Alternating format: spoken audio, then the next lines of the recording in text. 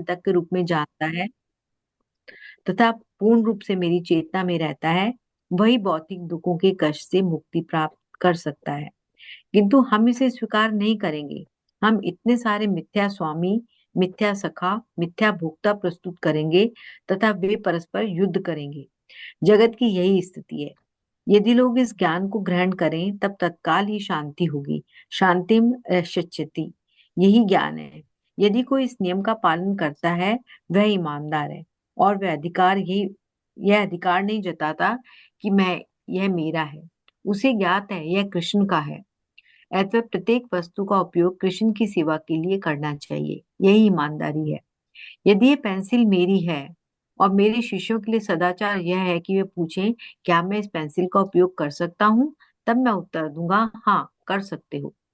इसलिए यदि मुझे ज्ञात है कि प्रत्येक वस्तु के स्वामी कृष्ण है, तब मैं उनकी आज्ञा के बिना किसी वस्तु का उपयोग नहीं करूंगा। यही ईमानदारी है तथा यही ज्ञान है। जिसे यह पता नहीं है वह ज्ञानी वह मूर्ख है तथा एक मूर्ख व्यक्ति अपराध करता है, समस्त अपराधी मूर्ख होते हैं। अज्ञानवश व्यक्ति नियम भंग करता है, अतः अज्ञान आनंद नहीं है। किंतु जहां पर अज्ञान आनंद हो वहां पर बुद्धिमान होना मूर्खता होती है। यही कठिनाई है। समस्त जगत अज्ञान का आनंद उठा रहा है तथा जब आप कृष्ण भावनामृत के विषय में चर्चा करते हैं तब वे इसके महत्व को नहीं समझ पाते। यदि मैं कहूँ कृष्ण स्वामी है, आप स्वामी नहीं है, तब आप अधिक संतुष्ट नहीं होंगे। वे हंसते हैं, देखिए अज्ञान आनंद है। वास्तविक सत्य को कहना मेरी मूर्खता है। अतः जहां पर अज्ञान ही आनंद है वहां पर बुद्धिमान होना मूर्खता है। हम लोगों को अप्रसन्न करने का संकट मोल ले रहे हैं तथा वे सोचेंगे कि हम सब मूर्ख हैं। यदि मैं एक धनी व्यक्ति से कहूं आप स्वामी नहीं है, कृष्ण स्वामी है, अतः आपके पास जो भी धन है उसे कृष्ण के लिए व्यय कीजिए, तब वह बहुत क्रुद्ध हो जाएगा। उपदेशो ही मूर्खाणां प्रकोपायन शांति ही। यदि आप उस दुष्ट व्यक्ति को उपदेश दें तो वह क्रुद्ध हो जाएगा। अतः हम भिक्षुक के रूप में जाते हैं। श्रीमान जी, आप एक अत्यंत भले व्यक्ति हैं, मैं एक सन्यासी भिक्षुक हूँ, मैं एक मंदिर का निर्माण करना चाहता हूँ, क्या आप कुछ धन दे सकते हैं? तब वह विचार करेगा, अरे यह एक भिक्षुक है, इसे कुछ धन दे देना चाहिए। सब हंसते हैं। किंतु यदि मैं कहूँ महोदय आपके पास करोड़ों डॉलर हैं, यह कृष्ण का धन है, उसे मुझे दे दीजिए, मैं कृष्ण का सेवक हूँ। सब हंसते हैं, वह मुझे भगा देगा, वह प्रसन्न नहीं होगा। उल्टे यदि मैं एक भिक्षुक के रूप में जाऊंगा तो मुझे कुछ दे देगा। यदि मैं उसे सच्चाई बताऊं तब वह मुझे एक पाई भी नहीं देगा। सब हंसते हैं। हम एक भिक्षुक के रूप में उसे विश्वास दिला देते हैं कि हम भिक्षुक नहीं, हम कृष्ण के सेवक हैं। हमें अपने लिए किसी से कुछ भी नहीं चाहिए क्योंकि हमें ज्ञात है कि कृष्ण हमें सब कुछ प्रदान करेंगे। यह ज्ञान है। उदाहरण के लिए कभी कोई बालक $100 का नोट ले लेता है, अतः हम उसकी चाटुकारी करते हैं, अरे तुम कितने अच्छे हो, कृपया ये मीठी गोलियां ले लो या कागज मुझे दे दो। वह कुछ नहीं है, केवल एक कागज है। वह कहेगा अरे हाँ लीजिए, यह अच्छी है। वह 2 पैसों की गोलियों के लिए $100 का नोट लौटा देगा। अतः हम इस प्रकार भिक्षा मांगनी पड़ती है। क्यों? क्योंकि कृष्ण का धन लेने से व्यक्ति को नरक में जाना पड़ेगा। अतः किसी ना किसी प्रकार से उससे कुछ धन ले लो और उसे कृष्ण भावनामृत आंदोलन में संलग्न कर दो। रुचिका माता जी।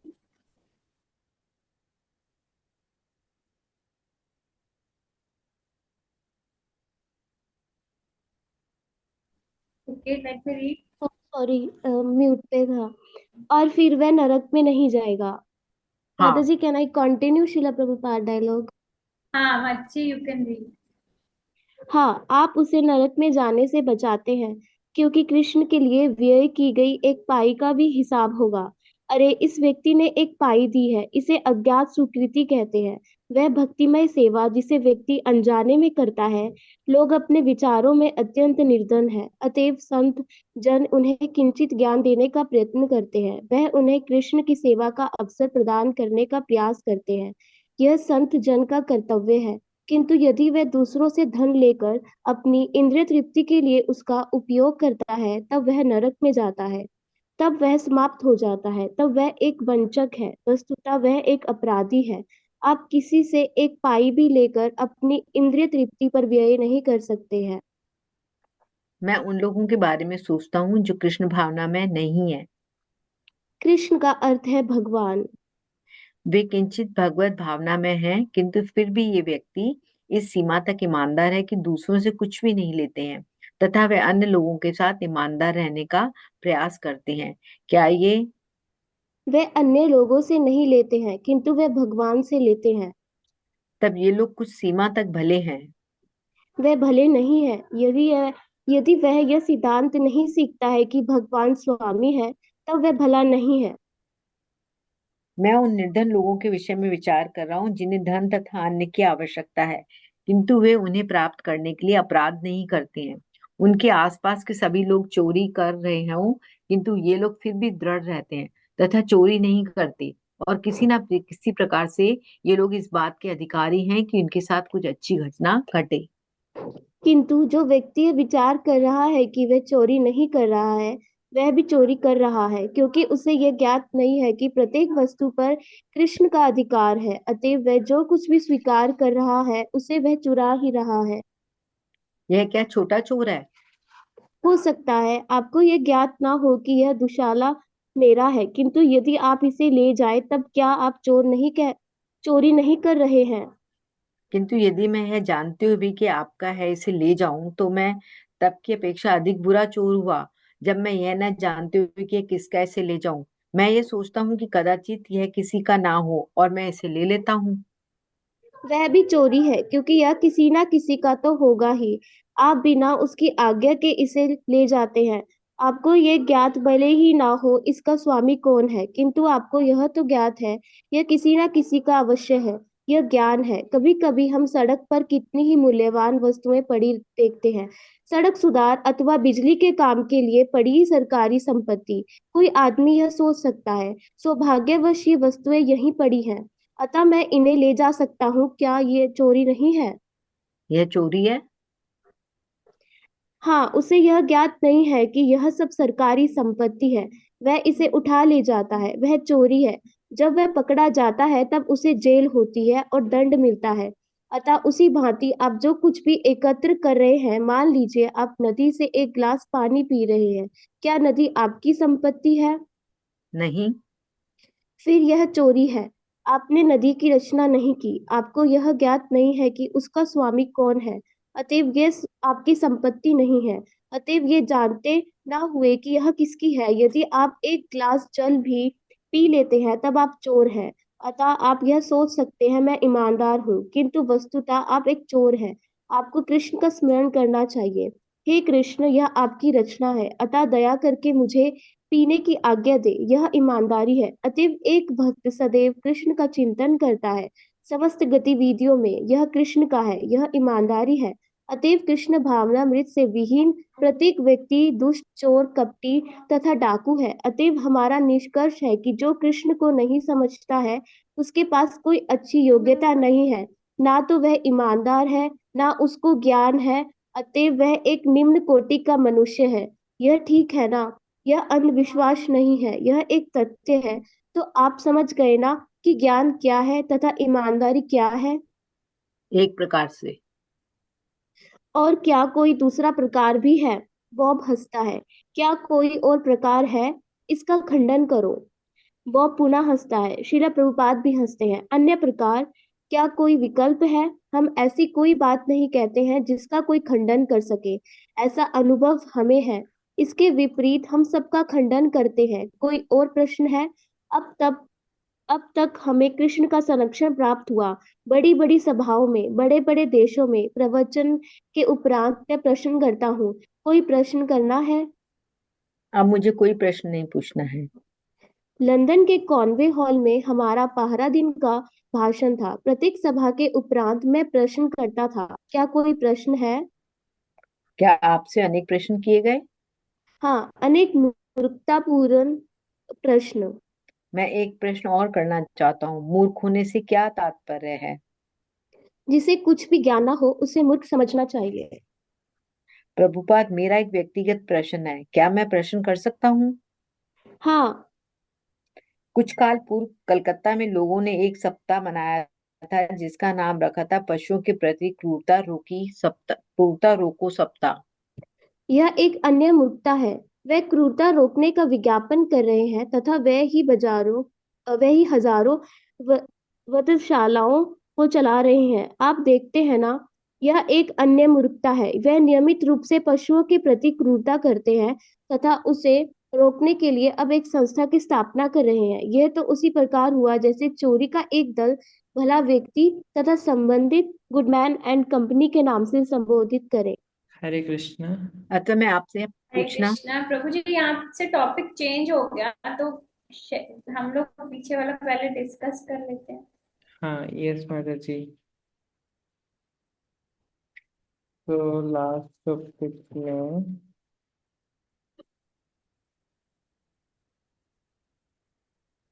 ईमानदारी की हमने कल भी चर्चा करी थी कि ईमानदार कौन है।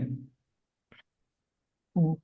अब जैसे आप कहीं जा रहे हैं और आपको कुछ लक्ष्मी मिली, किसी का पर्स मिला, तो दो तीन टाइप के व्यक्ति हो सकते हैं। एक व्यक्ति होगा जो सोचेगा ठीक है किसी और का है, मैं उठाता ही नहीं हूँ, पड़ा रहे वहीं पे। एक व्यक्ति होगा जो उठा लेगा और उसको अपने लिए यूज करेगा। लेकिन जो तीसरा व्यक्ति होगा वो कोशिश करेगा कि जिसका भी ये सामान, जिसका भी पर्स है, मैं उसको लौटा दूं। तो जो एक भक्त होता है वो हर चीज को कृष्णा के लिए उपयोग करता है। इसलिए वो सबसे ज्यादा स्मार्टेस्ट होता है कि उसे पता है कि ये किसको बिलोंग कर रहा है, उसी के लिए वो यूज करता है। इसमें प्रभुपाद जी ने बहुत सारे एग्जाम्पल दिए हैं। फॉर एग्जाम्पल, हमारा जो हाथ है और जो हमारा दिमाग, हम जॉब करने जाते हैं, इतना दिमाग लगाते हैं, हाथ से कोई काम करते हैं, पैर से चल के जाते हैं, सिर्फ इसीलिए ना कि पेट को हम हमें जो धन चाहिए, जो हमें पेट भरने के लिए जो भी धन चाहिए या बॉडी मेंटेन करने के लिए जो भी सामग्री चाहिए, वो हम ले पाए। तो एक तरीके से हम सोच सकते हैं कि अगर हाथ ऐसे सोचे कि इतनी मेहनत क्यों कर रहे हो, पेट के लिए क्यों कर रहे हो, हाथ अलग है पेट अलग है। तो अगर पेट को भी खाना नहीं मिलेगा तो हाथ अपने आप वीक हो जाएगा। सिमिलरली, अगर हम एक पेड़ की रूट्स में पानी डालेंगे तो पेड़ अपने आप हेल्दी हो जाएगा, क्योंकि रूट्स के थ्रू ही पूरे पेड़ को पोषण मिल रहा है। सिमिलरली, अगर हम भगवान की सेवा करेंगे तो हम नेचुरली हैप्पी हो जाएंगे एंड नेचुरली हमारी इंटेलिजेंस बढ़ जाएगी। नेचुरली जो नॉर्मल आजकल बहुत ज़्यादा डिप्रेशन है, बहुत ज़्यादा लोग परेशान रहते हैं, वो नेचुरली कम होगा। या धीरे धीरे करोगे, फॉलो करोगे तो ख़त्म ही हो जाएगी ये problems. Because we are part and parcel of the Lord. जैसे एक पेच है, एक पेच अगर किसी बड़ी मशीन से गिर जाए तो हो सकता है कि वो पेच की कोई वैल्यू नहीं है अब, लेकिन वही पेच अगर मशीन में जुड़ गया तो उसकी बहुत वैल्यू है। या फिर एक अग्नि है, अग्नि में से एक चिंगारी अगर बाहर निकल जाए तो वो बुझ जाएगी, लेकिन अगर वो चिंगारी अग्नि के साथ है तो वो जलती रहेगी। इसीलिए हम सब भगवान भगवान के हैं। और इस जगत में जो भी आया है, ईशावश्यम इदम सर्वम, वो सब भगवान के कंट्रोल में है। ईशावश्यम, ईशावश्यम जगत, जगत सर्वम ईशावश्यम। इस यत्किंचन जगत ज्ञान जगत जगत्याम जगत तेन तेन जगत न तेन चेता माँ गृदा। कस्य सुदर्शनम। तो इसमें क्या आता है कि भगवान ने सबको उसका कोटा दे रखा है, हर भौतिक वस्तु का, कि आपको कोई चीज कितना धन मिलेगा, कितना सुख मिलेगा। प्रहलाद महाराज जी बोलते थे कि जिस प्रकार दुख अपने आप आता है और अपने आप चला जाता है, सुख भी अपने आप आएगा और अपने आप चला जाएगा। उसके लिए स्पेशल इतना ही मेहनत करने की जरूरत नहीं है। जिसके जीवन में जितना सुख लिखा हुआ है वो उतना आएगा ही आएगा।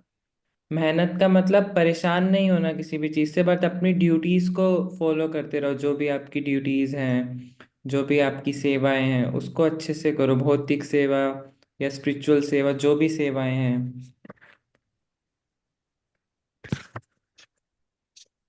और इसके अलावा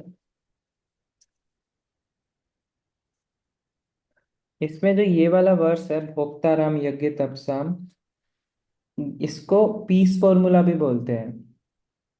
पीस फॉर्मूला, कि एक व्यक्ति को शांति कैसे मिलेगी। अगर कोई व्यक्ति इस वर्ड्स को अच्छे से समझ जाए तो उस व्यक्ति को शांति मिलेगी कैसे। तो ये वर्ड्स तो प्रभुपाद जी बहुत ज्यादा कोट करते हैं। भोक्ताराम यज्ञ तपसाम सर्वलोका महेश्वरम। पहली लाइन में तो भगवान कह रहे हैं कि मैं ही हर तपस्या का, हर यज्ञ का मैं ही भोक्ता हूँ, मैं ही बेनिफिक्टर हूँ, और मैं ही प्रोप्राइटर हूँ, सब मेरा ही है। लेकिन सेकंड लाइन में क्या कहते हैं, सुहृदम सर्वभूता नाम। सुहृदम, लेकिन साथ में मैं सारे के सारे, भूता नाम होता है लिविंग एंटिटीज, तो जितने भी लिविंग एंटिटी है मैं उसका सुहृद हूँ। सु मतलब अच्छा, हृद अच्छा सोचने वाला, मैं सबके लिए अच्छा ही सोचता हूँ। और ज्ञात्वा माम, कोई अगर ये समझ जाए कि भगवान हमारे लिए अच्छा ही प्लानिंग कर रहे हैं, जो भी प्लान कर रहे हैं हमारे लिए, जो भी, कई बार कोई सिचुएशन आती है तो हम सोचते हैं कि ऐसा क्यों हुआ, बहुत परेशान हो जाते हैं। लेकिन जब थोड़ा टाइम बीतता है तो हम सोचते हैं कि अगर वो सिचुएशन आई तो हमें इतनी सारी चीजें सिखा के गई जो उस टाइम हमें आती नहीं थी। तो भगवान की सब प्लानिंग होती है, और कई बार भगवान ने सब अच्छे से प्लान कर रखा होता है। तो जो ये समझ जाएगा कि जो भी हो रहा है वो भगवान के कंट्रोल से ही हो रहा है, तो उसे शांति मिलेगी, उसे उसे डर नहीं होगा। फॉर एग्जाम्पल, अगर कोई राजा की संतान है और वो राज्य में भ्रमण कर रहा है, राज्य में घूम रहा है, तो उसे किसी चीज का डर नहीं है, चाहे वो अकेला घूम रहा है, उसे पता है कि ये मेरे पिता का साम्राज्य है सब कुछ, तो जो भी होगा वो सब पिता की आज्ञा के अनुसार ही होगा। तो इसीलिए इसको शांति फॉर्मूला भी बोलते हैं। अगर यदि किसी को शांति नहीं मिल रही है, कोई बहुत परेशान है, वो परेशान कैसे भी हो सकता है, किसी भौतिक वस्तु के वांट में, या फिर कुछ पीड़ा है उसके लिए, उसका मेन रीजन होता है कि मन के अंदर फियर होता है कि मेरी हेल्प कौन करेगा। वो फियर अपने आप तब चला जाएगा जब हम समझेंगे कि कृष्णा हमारे भी सुहृद हैं, तो वो फियर कभी होगा ही नहीं। इसका बोलना बहुत आसान है, इसको प्रैक्टिकल करना ऑन अ पर्सनल लेवल, उसमें बहुत बहुत टाइम की तपस्या लगती है, और धीरे धीरे हम इसको और ज्यादा समझ सकते हैं इस वर्ड्स को। और इसके बाद प्रपात जी कह रहे हैं कि आपने सुना होगा, आजकल तो बहुत फेमस है ये, ऐसे बोलते हैं ignorance is bliss. Ignorance is bliss इस मॉडर्न वर्ल्ड में बोला जाता है, बट इग्नोरेंस ब्लिस कैसे हो सकता है? एक एक मूर्ख व्यक्ति कैसे खुश रह सकता है? वो गलत कार्य करेगा, और गलत कार्य करेगा तो उसको उसका फल भोगना ही पड़ेगा। फॉर एग्जाम्पल, एक छोटा सा एग्जाम्पल, अगर कोई एग्जाम होने वाला है और एक इंटेलिजेंट बच्चा है लेकिन वो पढ़ रहा है, मेहनत कर रहा है, और एक डफर है लेकिन वो खुश है और बोल रहा है इग्नोरेंस इज ब्लिस, तो जब पेपर होगा तो पेपर का रिजल्ट भी आएगा, उसको जैसा भी एग्जाम हुआ है उसका, उसको वैसा उसको रिजल्ट मिलेगा। तो ignorance is not bliss. Ignorance में आके ही जितनी भी हमारी प्रॉब्लम्स होती हैं, वो उसका मेन प्रॉब्लम होता है कि हम इग्नोरेंस में होते हैं, हमें पता नहीं होता उसको सही तरीके से कैसे करना है। इसके बाद प्रपात जी बता रहे थे दोबारा से कि रिचेस्ट मैन, जब हमें बुद्धि आएगी तो हम समझेंगे कि सब कुछ कृष्ण का है। और इस दुनिया में हम जानते हैं कि बहुत लोग बहुत अमीर हैं, मतलब इंडिया में तो अंबानी, अडानीज, एंड यूएस में बेजोस, मस्क, बिल गेट्स, ये सब अमीर व्यक्तियों के नाम हैं। बट क्या कोई ऐसा व्यक्ति है जो बोल सकता है कि सारा धन उसी का है? सारा धन मतलब प्रत्येक व्यक्ति के पास जो भी धन है वो सब उसका है, ऐसा कोई व्यक्ति नहीं है। और धन हमेशा चंचल होता है, वो कभी परमानेंटली नहीं आता। लेकिन जो कृष्ण है वो ही गॉडेस ऑफ फॉर्चून, लक्ष्मी के पति हैं। तो क्योंकि लक्ष्मी उनकी है तो सारा धन उनका है, उनके पास तो करोड़ों करोड़ों लक्ष्मी पर्सनली उनको सर्व कर रही होती हैं। इसलिए कई लोग दिवाली पे आता है लक्ष्मी की पूजा करते हैं कि सुख संपत्ति आवे, कष्ट मिटे तन का। लेकिन एक चीज समझनी होगी, अगर लक्ष्मी कहीं आ भी जाती है लेकिन लक्ष्मी वहीं पे निवास करती है जहां पर उनके स्वामी होते हैं। तो अगर कोई नारायण की सेवा नहीं कर रहा है तो लक्ष्मी अगर आ भी जाएगी तो वो चंचला लक्ष्मी होगी। तो लक्ष्मी आती है, बोला जाता है कि उल्लू उल्लू उल्लू होते हैं उनकी सवारी, लेकिन उल्लू बहुत जल्दी उड़ जाते हैं लक्ष्मी जी को लेके, क्योंकि वो चंचला लक्ष्मी होती है। लेकिन अगर हम नारायण की भी पूजा करेंगे तो जो लक्ष्मी आएगी वो परमानेंट होगी। मैं किसी को भौतिक लाभ का प्रलोभन नहीं दे रहा हूँ, बट शास्त्रों में बोला गया है कि धन की आवश्यकता होती है हमारे जीवन को व्यय करने के लिए। तो हमें नारायण की सेवा करनी चाहिए। जो दिवाली जब आती है तो सिर्फ लक्ष्मी की पूजा नहीं करनी चाहिए, हमें लक्ष्मी नारायण की पूजा करनी चाहिए। और हमें समझना चाहिए कि हम कृष्णा भगवान बोलते हैं योगक्षेमम वहाम्य हम, कि जिस चीज की भी रिक्वायरमेंट होती है भगवान उसको देते हैं। उसके बाद प्रपात जी बता रहे हैं कि आजकल के व्यक्ति को अगर कहो कि ये सब धन कृष्ण का है तो वो अज्ञानी है, वो नहीं देंगे। बट अगर उन्होंने ऐसे बोलो कि आप हम जो है ब्राह्मणाज हैं, हमें टेम्पल बनाना है, हम इस्कॉन से हैं, तो तब भी तो दे देते हैं। तो उन्हें अज्ञात स्वीकृति मिलती है। और अज्ञात सुकृति से क्या होता है, चाहे वो अभी भक्ति नहीं कर रहे, फ्यूचर में या अगले जन्मों में उन्हें कभी ना कभी भक्तों का संग मिलेगा, तो उन्हें भक्ति करने की फैसिलिटीज मिलेंगी। और ये सब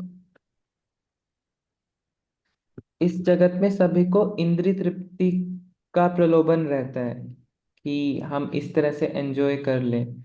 हमें ये भी समझना होगा कि जितना भी हमारे पास कोटा है इंद्र तृप्ति का, वो सब देवी देवताएं अपने कंट्रोल, उनके कंट्रोल में होता है ये डिपार्टमेंट। जैसे सरकार के कंट्रोल में अलग अलग डिपार्टमेंट्स होते हैं, रक्षा मंत्रालय, होम मिनिस्ट्री, वैसे ही इंजॉयमेंट का भी डिपार्टमेंट होता है, उसके भी कुछ देवी देवताएं होते हैं।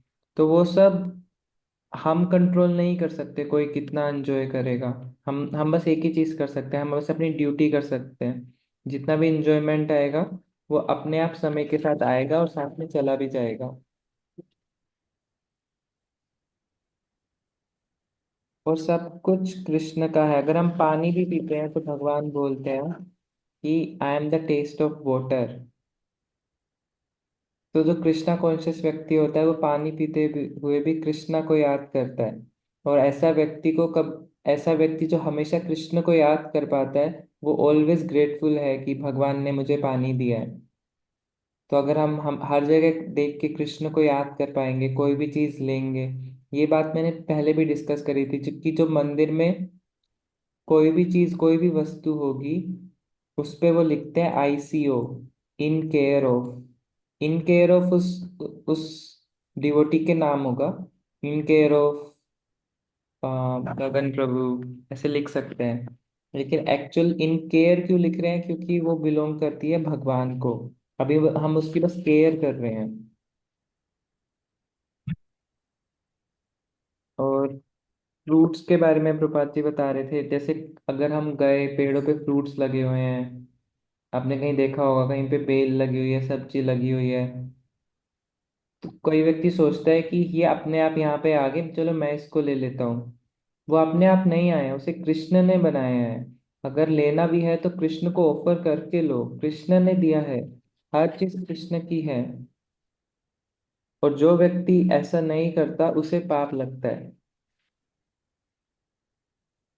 इसलिए वो निम्न कोटि का मनुष्य है, वो ईमानदार तो बिल्कुल भी नहीं है। और प्रपात जी अपने एग्जाम्पल बता रहे हैं कि हमें कृष्ण का संरक्षण प्राप्त हुआ। प्रपात जी गए थे सिर्फ 40 रुपए लेके US में, एक स्पॉन्सर्ड मालगाड़ी के जहाज में। एंड एक बार प्रपात जी जुहू में आए थे, बहुत बड़ा बिजनेसमैन मिलने आया था प्रपात जी से। तो उनको इंट्रोड्यूस कराया गया, Prapat ji this is a big multimillionaire businessman of Mumbai. तो जो बिजनेसमैन था उन्होंने कहा, Prapat ji but the greatest businessman is you, आपने 40 रुपए लेके गए थे आप यूएस में, और आज $40 मिलियन से ज्यादा आपकी संपत्ति है पूरे इस्कॉन की, पूरे विश्व भर में। तो the biggest businessman is Prabhupada. तो प्रभुपाद ने रिस्पॉन्ड किया, okay you join my business, become a brahmachari. So yes माता जी, we can read ahead. Hare Krishna प्रभु जी, मेरा एक क्वेश्चन था। Actually I just want to connect कि मैं सही समझ पा रही हूँ कि नहीं। जैसे प्रभुपाद अपने लेक्चर्स में बोलते हैं, भगवत गीता में भी प्रभुपाद ने कई जगह पे लिखा है कि आजकल के जो लोग हैं वो रजोगुनी है। और रजोगुनी लोगों में हमें पता है मान प्रतिष्ठा की आशा भरी पड़ी रहती है, जैसे हम लोग भी हैंकर करते रहते हैं इन चीजों के लिए। तो अभी जो हमने पढ़ा कि प्रभुपाद ने बोला कि जब हम भिक्षुक बन के जाते हैं तो पीपल इजीली डोनेट, लेकिन अगर हम उनको रियलिटी बताएंगे कि nothing is yours everything is Krishna's, तो वो हमें भगा देते हैं, है ना। तो क्या मेरा दिमाग जो समझ पा रहा है, हम इसको ऐसे रिलेट कर सकते हैं क्योंकि रजोगुण हमारे अंदर भरा हुआ है।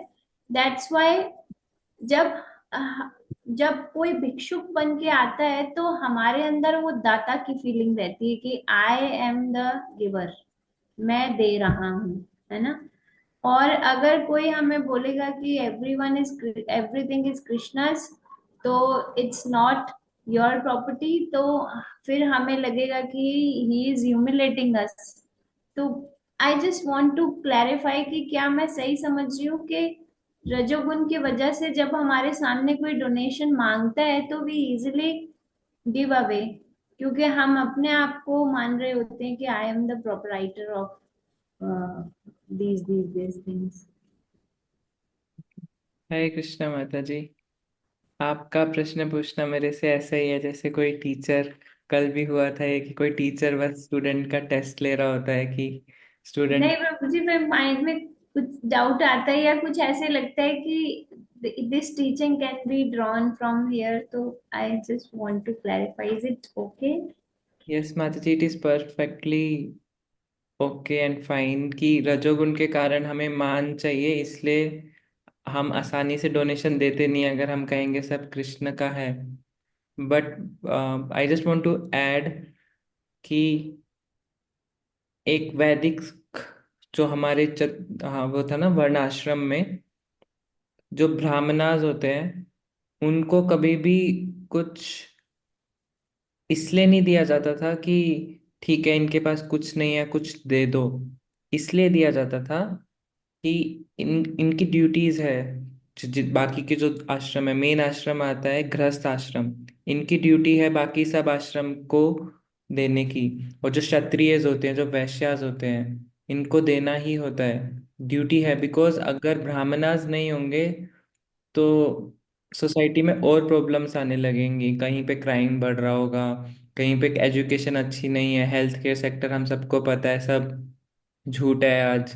डॉक्टर कुछ भी दवाई देते हैं लेकिन सिर्फ ओनली फॉर मनी। तो इसलिए ब्राह्मणास का होना बहुत इम्पोर्टेंट है। तो एक व्यक्ति को अपनी रिस्पॉन्सिबिलिटी खुद से समझनी चाहिए। ये सिचुएशन ही नहीं आनी चाहिए कि कोई मांग रहा है as a donation for specially for good purpose.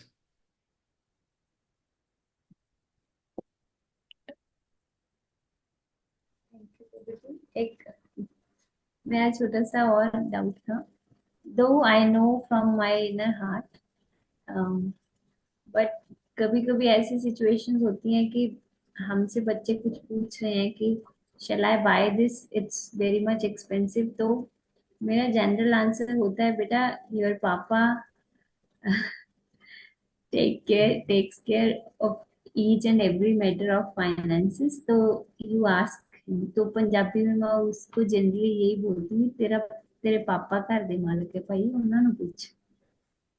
ठीक है, तो कभी कभी ना तभी मेरे माइंड में स्ट्राइक करता है, क्योंकि अभी we are trying to make our consciousness Krishnaized each and every moment.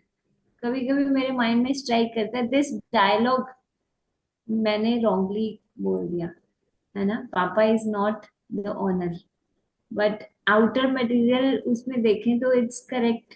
तो आप मैं अंडरस्टैंड कर रहे हैं मैं क्या पॉइंट पूछना चाह रही हूँ? यस माता जी।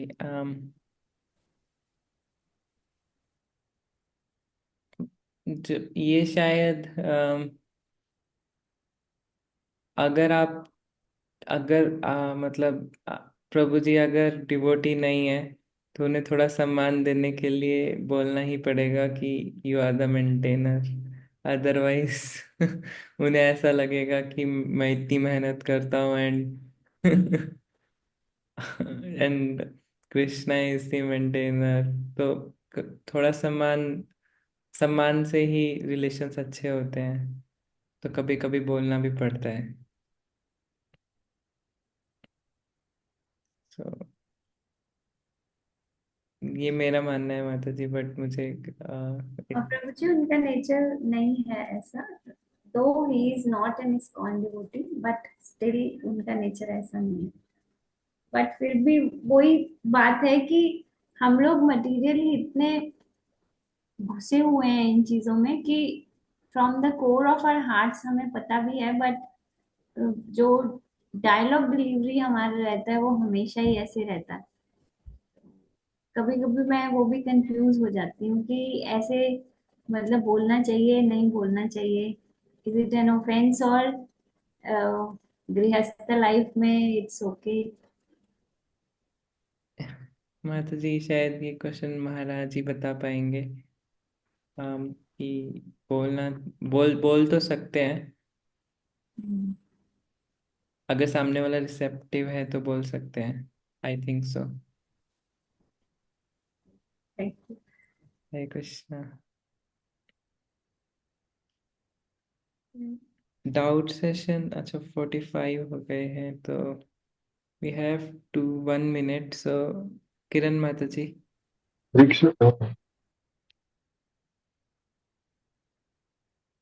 हरे कृष्ण प्रभु जी।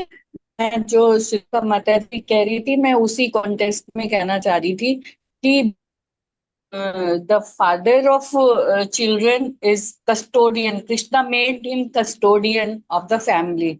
सो some way he is, because directly तो जो दिख रहा है वो वही है ना कि फादर ही अर्न कर रहे हैं और वो कस्टोडियन है फैमिली के। तो इसलिए हम लोग यही कहते हैं कि भाई तुम्हारे पापा इतनी मेहनत करके लाते हैं तो उनको मिलता है, तो तू ये पापा से पूछो। बिकॉज बट ये तो समवेयर है ही है कि कृष्णा ने उन्हें कस्टोडियन बनाया है, ये उनकी ड्यूटी है उसको करने की। तो इसलिए माता ही जो कह रही है वो ठीक ही है। कृष्णा भी किसी के जरिए से ही देते हैं ना, वो डायरेक्ट तो देते नहीं है। वो उन्होंने किसी न किसी को बनाया है, किसी न किसी रिश्ते से बांधा है और उसको उसकी कस्टडी दी है। Yes, yes, thank you Mata ji, valid thank you, point. Thank you. Yes, for एक मतलब मेरे माइंड में एक एग्जांपल आया कि अगर किंग है, king is representative of God, क्योंकि जितना भी मेंटेनेंस हो रही है सब किंग कर रहा होता है अपने राज्य में। किंग मतलब राज ऋषि जो वैदिक फॉलो कर रहा है, तो किंग को भी वैसे ही रिस्पेक्ट देनी होती है जैसे कि हम भगवान को दें। तो यस वी कैन से कि किंग मेंटेन कर रहे हैं on the behalf of God. Vijay Prabhu ji. Hare Krishna Hare Krishna. जी एक इसमें 85 पेज नंबर है ये फिजिकल में। यस प्रभु जी। इसमें लास्ट पैराग्राफ लिखा हुआ, वास्तविक वास्तविक सत्य को कहना करना मेरी मूर्खता है। ये पेज नंबर मिल गया प्रभु?